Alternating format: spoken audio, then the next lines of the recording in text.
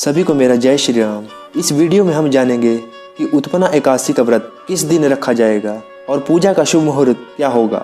और इसके साथ ही हम जानेंगे उत्पन्ना एकादशी की पूजा विधि, यानी एकादशी के दिन किस तरह से भगवान हरि की पूजा करें। इसके साथ आप श्रवण करेंगे उत्पन्ना एकादशी की कथा। तो आइए शुरू करते हैं इस वीडियो को। हर साल मार्गशीर्ष माह के कृष्ण पक्ष की एकादशी तिथि को उत्पन्ना एकादशी मनाई जाती है। यह दिन जगत के पालनकर्ता भगवान हरि को समर्पित होता है। साथ ही उनके नियमित व्रत उपवास रखा जाता है। एकादशी का व्रत करने से अनजाने में किए हुए सारे पाप नष्ट हो जाते हैं। इस बार जो उत्पन्ना एकादशी का व्रत रखा जाएगा वो 8 दिसंबर को रखा जाएगा। एकादशी तिथि 8 दिसंबर को सुबह 5:06 से आरंभ होगी और 9 दिसंबर को सुबह 6:31 तक रहेगी। जो पारण का समय रहेगा 9 दिसंबर को वो रहेगा दोपहर 1:16 से 3:20 तक रहेगा। और उत्पन्ना एकादशी व्रत पूजा के लिए शुभ मुहूर्त सुबह 8:19 से लेकर 9:37 तक रहेगा। आइए अब जानते हैं उत्पन्ना एकादशी की पूजा विधि। एकादशी के दिन प्रातःकाल उठकर स्नान के बाद व्रत का संकल्प लेना चाहिए। इसके बाद भगवान विष्णु का पूजन करना चाहिए और उन्हें पुष्प, जल, धूप, दीप, अक्षत अर्पित करने चाहिए। इस दिन केवल फलों का ही भोग लगाना चाहिए और समय समय पर भगवान विष्णु के मंत्रों का जप करना चाहिए।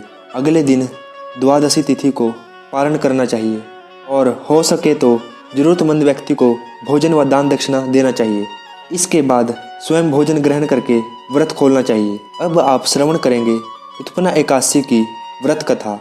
भगवान श्री कृष्ण ने धर्मराज युधिष्ठिर को एकादशी माता के जन्म की कथा सुनाई थी।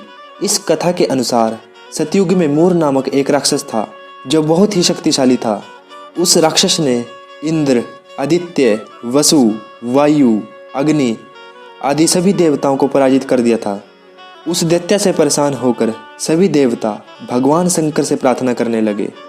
तब भगवान शंकर ने देवताओं को पालनकर्ता श्री हरि की शरण में जाने को कहा और कहा वही आपके दुख दूर करेंगे। भगवान शिव के कहे अनुसार सभी देवता भगवान विष्णु के पास पहुँचे और उन्होंने अपना दुख बताते हुए कहा कि हे प्रभु, राक्षसों ने हमें पराजित करके हमारा स्वर्ग हमसे छीन लिया है। आप उस राक्षस से हमारी रक्षा करें। भगवान विष्णु ने सभी देवताओं को चंद्रावती नगरी जाने को कहा। उस समय मूर राक्षस सेना सहित युद्ध भूमि में दहाड़ रहा था। तब भगवान विष्णु रणभूमि में आए और उन्होंने मूर से युद्ध किया। माना जाता है कि यह युद्ध 10,000 साल तक चलता रहा, लेकिन मूर नहीं मरा। फिर भगवान विष्णु बद्रिका आश्रम चले गए। वहाँ हेमवती नामक सुंदर गुफा थी। उसमें कुछ दिन आराम किया।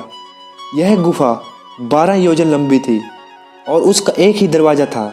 भगवान विष्णु वहाँ आराम करते करते सो गए।